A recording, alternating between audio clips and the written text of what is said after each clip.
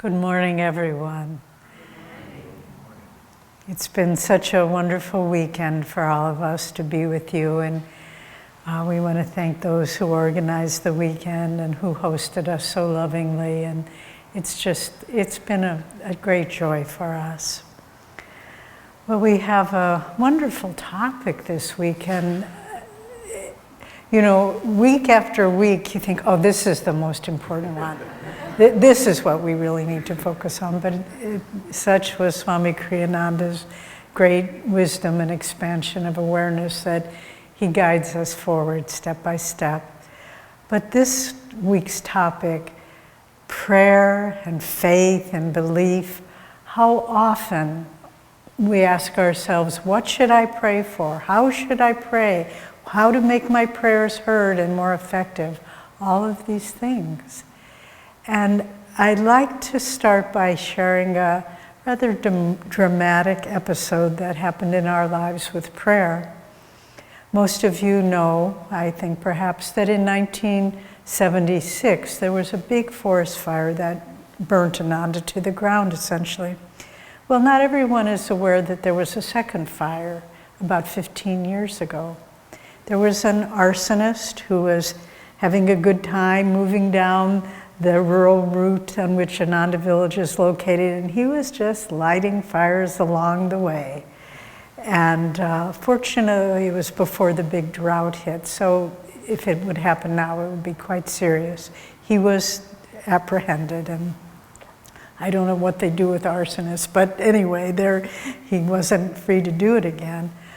But that weekend, and he said it right on, if those of you have been to the village, on the road just below the expanding light, not very far to move up that hill. And we were having a first-timers weekend that weekend. So there were about 25 or 30 people who were there for the first time. And we had to go to all of their little cabins and rooms and say, we're evacuating, get what's essential. And the fire marshals and firefighters said, meet in the village green, the central village area. It's safe there because there are no trees and very little foliage, and just wait there. Don't try to evacuate the community because there were fires all down the road. So there we were. Some community members gathered there, the guests gathered there.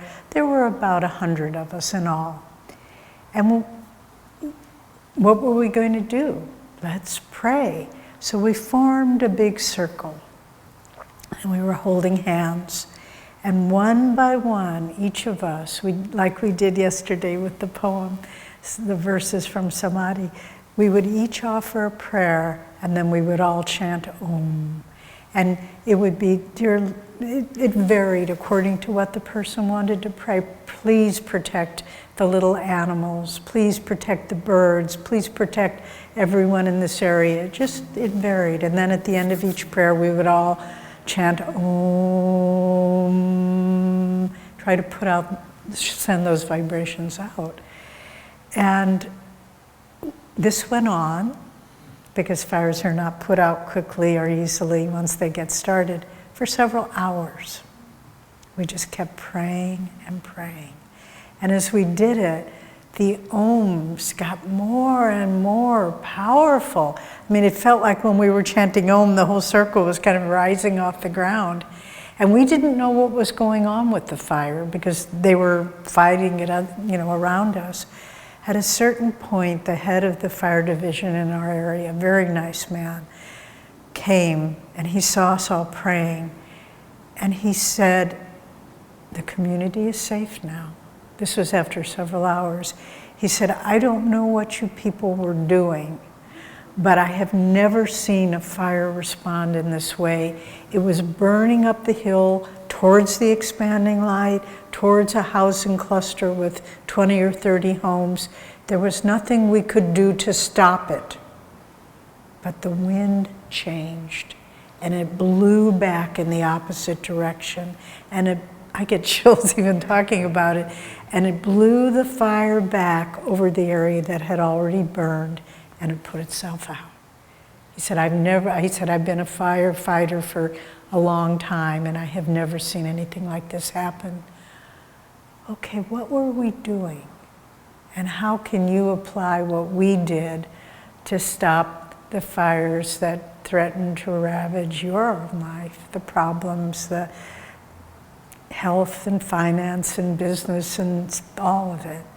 Well, what were we doing? Just as we read in that beautiful passage, pray believing. Prayer is a call to faith. We just felt, Divine Mother, we're your children. We believe that you will help us. It wasn't with tension, but it was with joy and faith, because they go hand in hand. When you pray with tension or doubt, you're saying, I'm not sure you love me. But when you pray with faith and love, it's like a little child saying, Mommy, will you give me something to eat? And the mommy says, of course I will. The difficulty is, sometimes the little child says to the mommy, Mommy, can I only have candy for dinner? And sometimes our prayers are like that. It's not what's in our best interest. And the mommy said, no, dear, you can't have candy for dinner, but I'll make you a better dinner.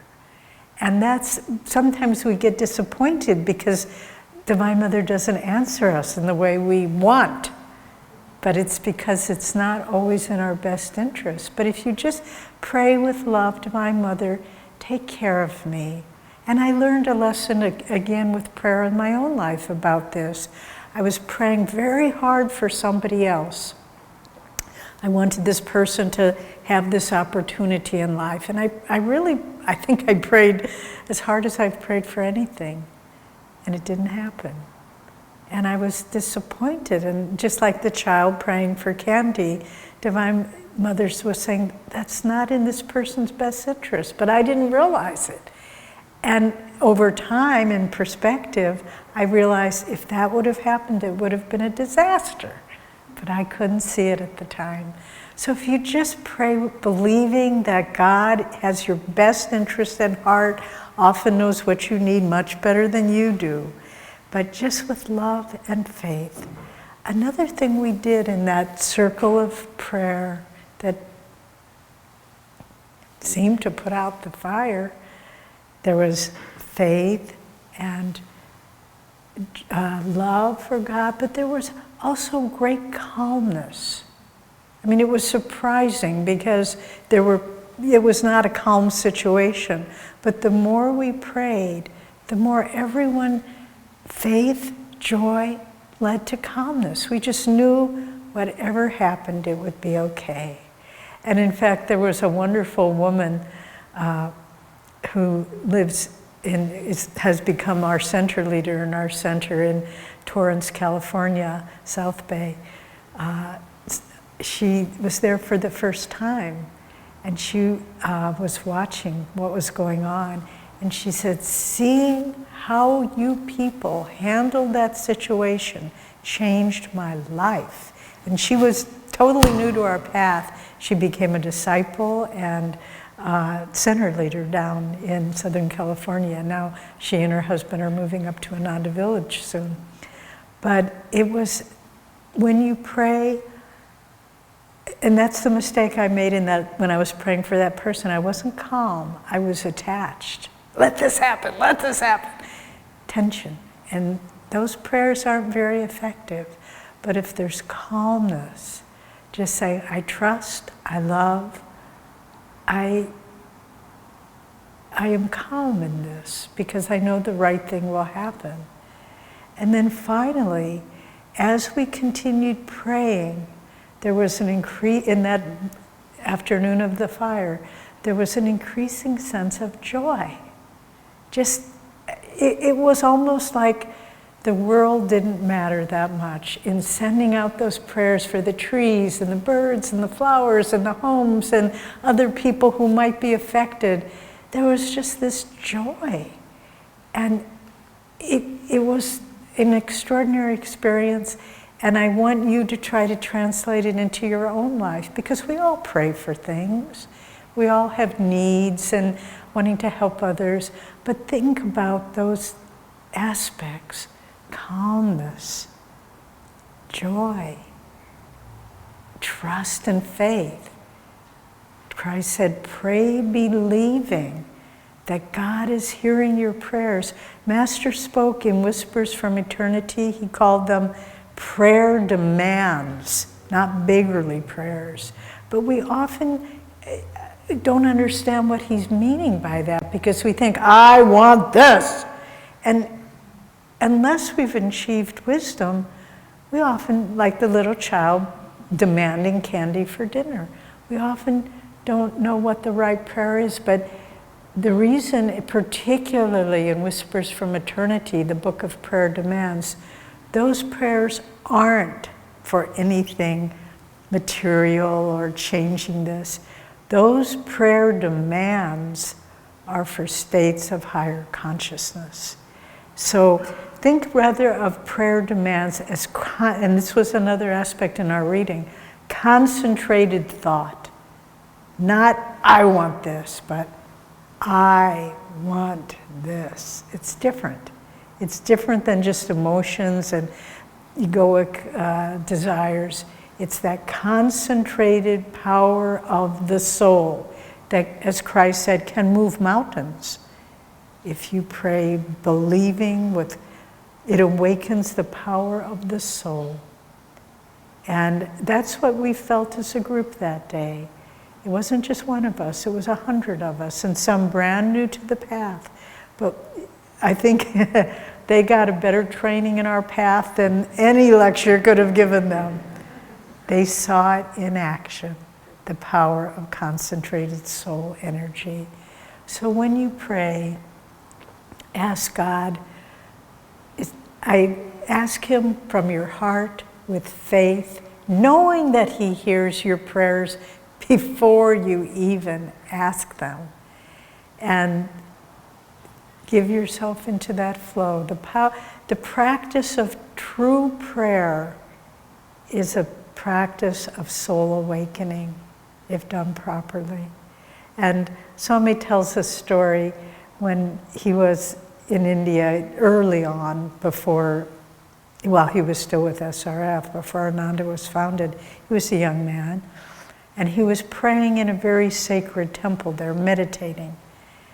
And one of the priests afterward came up to him and said, what were you doing there? This priest didn't know anything of meditation. It was more, he did rituals and ceremonies. And Swami said, well, I was asking God to come to me and to free my soul from delusion. And the priest said, oh, how beautiful. And Swami said, what are you saying? Isn't that what everyone prays for? And the priest said, oh no. Most people pray for a husband or a wife or a child or a business opportunity. And we can and we will do those things, let's face it. But it doesn't engage the soul.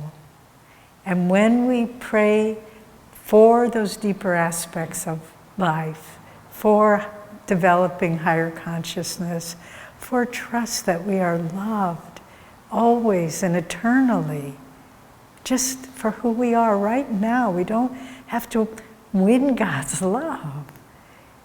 He made us just the way we are. And that's why Swami often quoted the statement from a medieval saint, the Abbé de Saint-Curé. He said, if you only knew how much God loved you, you would die from joy. And yet we feel lonely and abandoned and not knowing what our place in life is.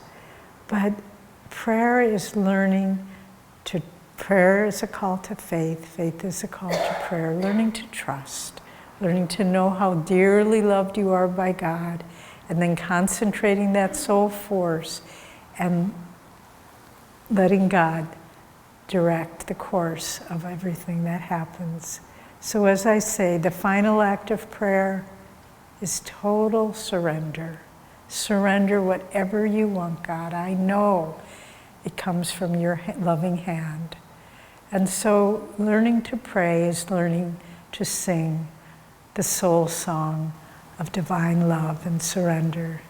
And it's something we should do every day of our lives. God bless you.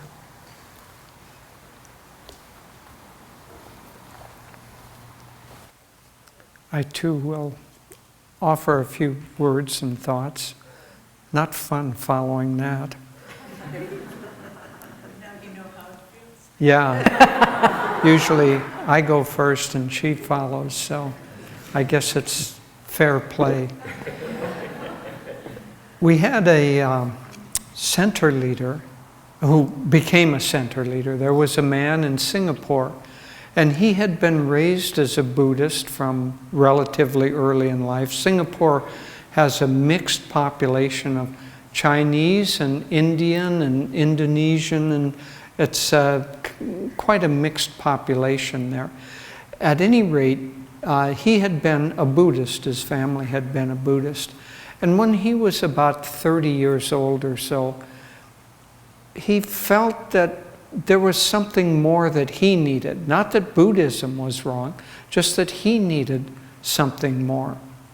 And he was driving down the road, and there was a Christian church there, and as many Christian churches do, they had a kind of a sign out with a little scriptural reading. And on that scriptural reading was the reading in part from this morning. Ask and ye shall receive. And so he saw that and he thought, well, let me put that to the test. You know, if those are the words of Jesus, let me see if it's going to work or not. And so he prayed or asked or demanded very strongly, Jesus, show me your highest teachings. A week later, he was in a bookstore, and they had just received a shipment of the essence of the Bhagavad Gita. And he picked that up and recognized in that this was Jesus' highest teachings. And so he then followed along the breadcrumbs and read the book, found Ananda, ended up studying meditation as we teach it, Kriya, all of that, and became the center leader. And he's been the center leader for many years, and now he goes to China and often teaches in China the path of meditation as we know it. But what's important in part in this story, Swami Kriyananda points out that there's a difference between belief and faith. Belief starts, one might say that belief is secondhand knowledge. Somebody tells you something and you say, well, I believe that. In this case of the center leader, Jesus told him, ask and ye shall receive. Well, you have to have something that gets you started. So belief is, well, Jesus was a wise man. Maybe this will work. Excuse me. Maybe this will work for me. Let me try it. So belief gets you started. But faith comes from experience. Because you have to have the experience of something working for yourself before a true faith will grow. Now, on the spiritual path, those experiences come not, oh, I'm going to have faith. I sit down and some beam of light comes down and enlightens you. And in fact, I have to tell you, we were deeply, deeply disappointed when we came here on Friday evening. Because if you look up here, you see all these quotes from Samadhi. At any rate, Asha told us when we came, oh, the Samadhi lights are working again. And Devi and I were hoping that there was some light that we just sat down, that light was going to shine on us, and we were going to get the experience of Samadhi. So, but alas, it doesn't quite happen so easily. But coming back to this idea that belief comes from secondhand experience, or a tentative, one might say a hypothesis is a belief. But then you have to experiment and see whether that hypothesis is actually true. And then when you experiment and you find that your hypothesis is true, that gives you a deeper sense of confidence, a deeper sense of knowing that this is true. Now, as devotees, we carry out several of these hypothetical experiments every day. When we sit to pray, maybe we pray for some nice candy. Only, of course, because we're adults, it isn't, little Gumbies or something. It's like a new car, or a better job, or as Davy said, a husband or a wife, or we pray for some sort of tangible thing. And it's natural that we do that because we're still caught in that. But what we really should be praying for, and what Master is showing, is changing our consciousness. And in changing our consciousness, then we begin to move from belief to experience. We begin to actually experience the states that we're wanting, the states of consciousness. And there was a disciple of a very high Indian master, Neem Karoli Baba. Some of you may know of him. And this disciple came, and he was in Neem Karoli Baba's presence. He felt this tremendous love coming. And he wrote later, he said, it didn't surprise me that I knew in his presence that he loved me, and not only that he loved everybody. He said, that didn't really surprise me. After all, that's the job of saints. That's what they're supposed to do. What really surprised me was that in his presence, I had the experience of loving everyone. I had the experience of his state of consciousness, of that universal, no boundary, no limitation love that just poured out. And that's the difference between belief, seeing somebody else who has a state of consciousness, and the experience of it ourselves. And so part of the spiritual path is, as I say, constant little experiments that lead us from a belief, an attempt to try something, to the experience of it. And as we have the accumulation of experience, Swami points out that as that happens, then we move from a state of belief to a state of faith. But as the reading points out, in order to do that, we have to even pray or believe with real power. We can't do it kind of with a 5-watt light bulb and expect to light up, achieve enlightenment with that. We have to get a real power going. But I want to end with an attempt. I don't know whether this will happen. I know that it works for me personally. So this is an experiment that we're going to try together. Master said that one of the problems that people have on the spiritual path is a lack of spiritual adventuresomeness. So I want you all to have, for a little while here, a sense of spiritual adventuresomeness. So as I say, I do this in very often, not every time, but very often in meditation.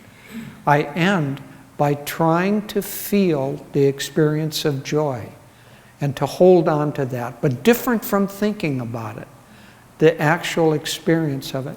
I want you to look up here to your right, the second statement. And so Master from Samadhi poem is saying, from joy I came, for joy I live, in sacred joy I melt.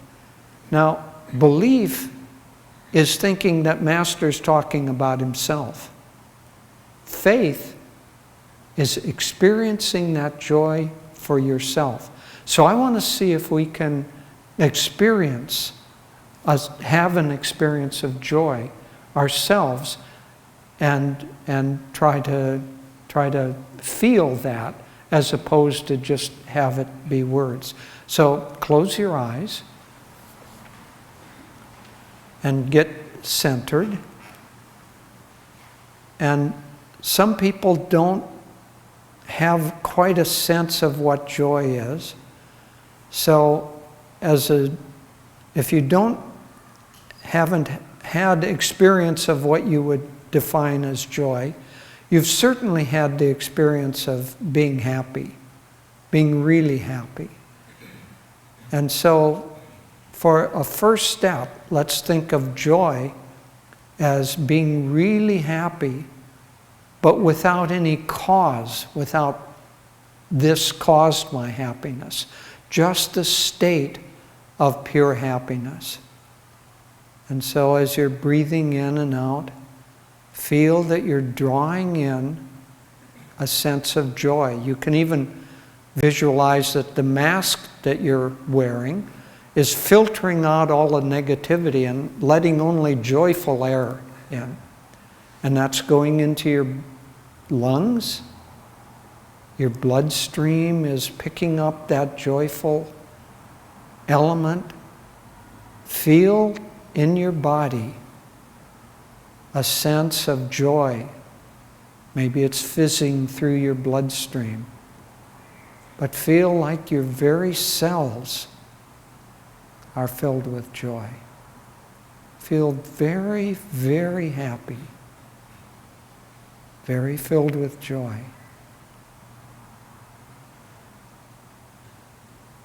Now, it doesn't depend on words. Actually try to feel that. Because joy is our state of being. It isn't something that gets added on. So what we're really doing here is we're getting in touch with our own truer self.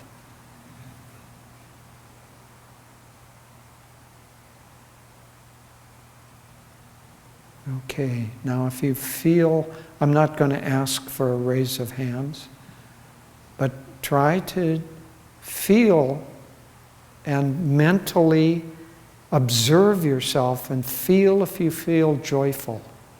And if you do, that means this hypothesis that you came from joy, that you live in joy, that you're going to melt in joy, that hypothesis is now becoming real in you. And if we can hold on to that feeling of joy, right now it's partly enhanced by being quiet. But if you feel it inside, feel it on a cellular level, then know that it's there to be experienced. All you have to do, as Krishna said, if the mind wanders, bring it back. If your mind wanders away, and during this day there will be some distractions that try to pull you away from feeling this, if that happens, try to, just for one day, to bring back into your consciousness this sense of joy that you're feeling right now. Okay, you can open your eyes. I hope that you actually felt a sense of joy as opposed to just listening to the words. And if you did, know that that is like home base.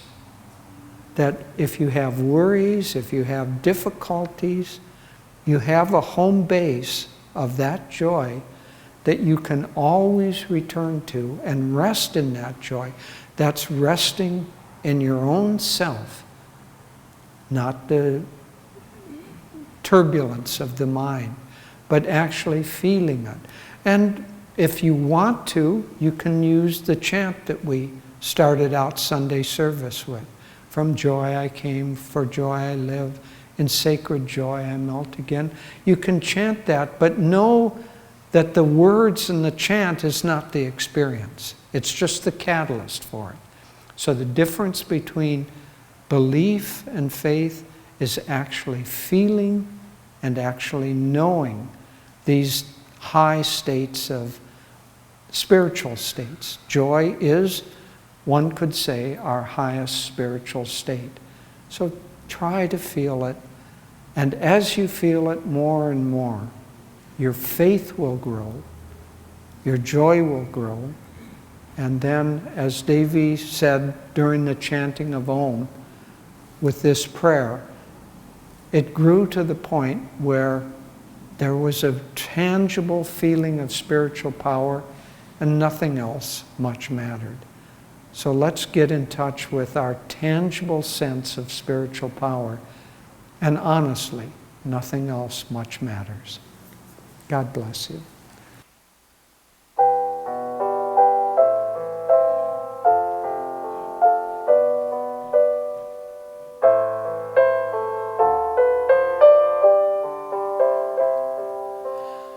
Yes, it's she, the Divine Mother, she who made the universe.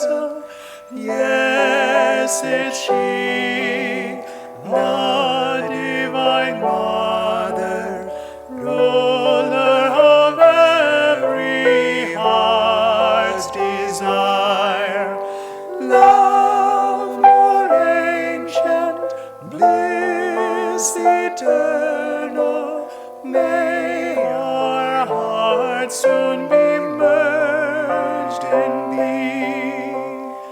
Yes, it's she, the Divine Mother, she who made the universe.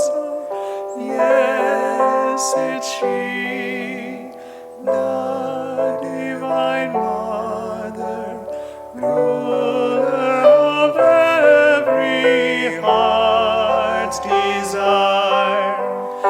Love more ancient, bliss eternal, may our hearts soon be merged in thee.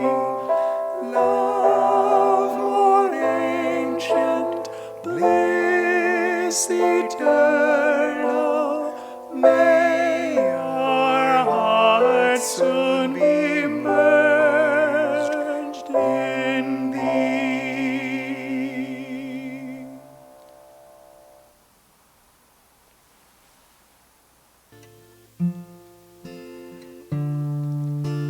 When the cherries bloom, Kyoto sings all day long, rising melodies to the sun. Blossoms awake to the gladness of song. See them smile and greet everyone. Tell me, little sisters, what have you to say? Live your life as perfectly as this perfect day. Tell me, little sisters, what have you to say? Live your life as perfectly as this perfect day. When the cherries bloom, Kyoto sings all day long, rising melodies to the sun. Blossoms awake to the gladness of song. See them smile and greet everyone. Tell me, little sisters, what have you to say?